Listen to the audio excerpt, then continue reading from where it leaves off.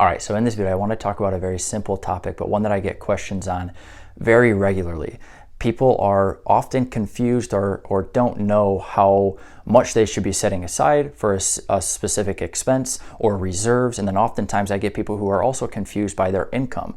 They consider all of the income to be cash flow, but they don't take into account all the expenses that you might have. So in this video, we're just going to cover some very basic income and expenses as it relates to rental properties. And this is primarily going to be for long-term rental properties, long-term buy and hold, whether it be single family, and there are some multifamily pieces within this as well.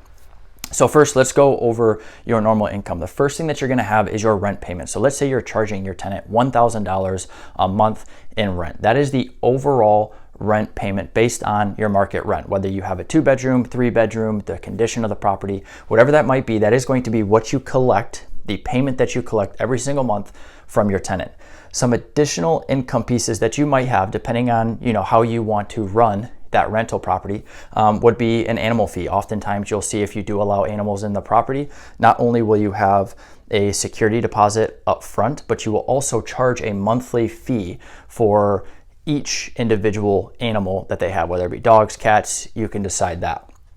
Some additional ones, and some of these are what you'll see more often in multifamily properties, would be coin laundry, parking spaces, or maybe it's covered carports or different things like that. And then the last one would be storage space. Sometimes you have a basement where it is partitioned off into different storage options, or you have a garage. If you have a duplex and the garage is split into two where it's not used for parking, but instead used for additional storage that there's a monthly fee on. The last one that you see not as often but is out there is a late fee. So typically within your lease contract, you'll have it state that if your tenant is X number of days late on rent, then there is going to be a certain percentage charged or a certain number charged as a late fee. So all in, that is what is consisted of within your income on a rental property. Where the questions and unknown comes into is when we talk about expenses. So the first initial expense that we're going to talk about is your PITI, your P-I-T-I. That is your principal, interest, taxes, insurance. So this is also known as your mortgage payment. And if you have taxes and insurance escrowed into it, that is going to make up this entire payment here, otherwise known as your mortgage payment. So again, principal is just what you owe on the loan balance. Your interest is your interest rate for that loan. Taxes are going to be, typically these are annual taxes, but they're going to be escrowed. So you have taxes, a piece of that, and the last one is going to be the insurance that you have on the property. That makes up the big bulk of all of your expenses, again, otherwise known as your mortgage payment.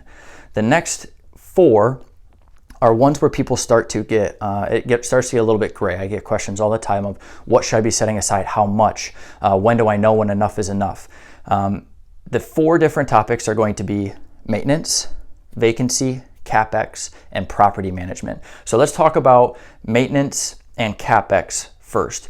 These are going to range, and I typically recommend that they range anywhere from 5 to 10%. Now, this is going to be very case specific, because you might go into a property that's completely turnkey, rent ready, has new windows, has a new roof, hot water heater, furnace. All of those things are capital expenditure, Capex numbers. Those are big ticket items that are going to cost you down the road. If those are brand new and we know that we don't have to replace those for the next 15, 20, 25 years, well, then maybe we err on the side of the lower end of this. We know we don't have to put so much into reserves. Same thing for your maintenance. If the property is in good shape, it's been redone, and you don't think you're going to have as much maintenance calls out because there aren't going to be things breaking here and there, well, then maybe we shy on the low end.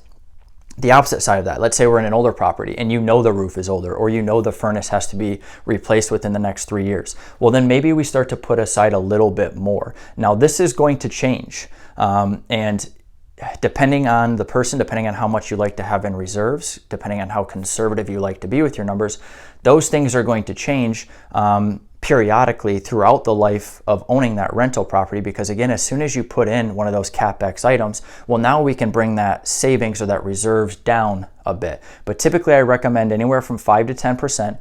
You'll see that I commonly run numbers around 6%, just because that's a nice conservative number to allows you to set aside what you need to set aside.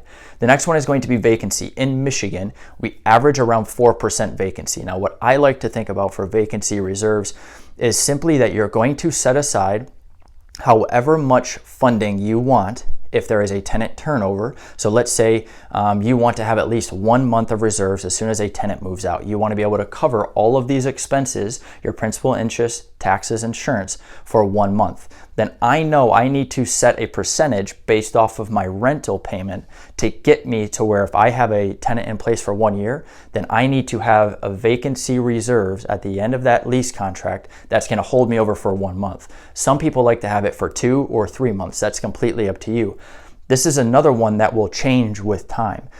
If you have, let's say you're trying to get to 2 months of your principal, interest, taxes, and insurance payment. So let's say that this just equals $500. 2 months is going to be $1,000. If you have saved over the course of 1 or 2 years through a lease contract and you have that $1,000 to be able to hold you over for 2 months of a vacancy, well then great. Maybe we start to come lower, or you stop putting aside more, which is going to increase your monthly cash flow. That's up to you, but generally that's what I recommend there. Property management in Michigan generally ranges from 8% to 12%. 8% is going to be in your A or B plus markets, and then 12% generally is going to be your D locations, or your higher crime, the areas where maybe property managers have more issues. So that's where the range is going to be. Typically we're seeing around 8 or 9%. So I typically run at 9% as a safe average. As you start to increase your portfolio and add properties to your portfolio, the nice thing is you have a working relationship with those property managers. So with time, now we start to talk about, okay, what can we do now? I own 3 or I own 5 rental properties. I've been getting charged at 9 or 10%.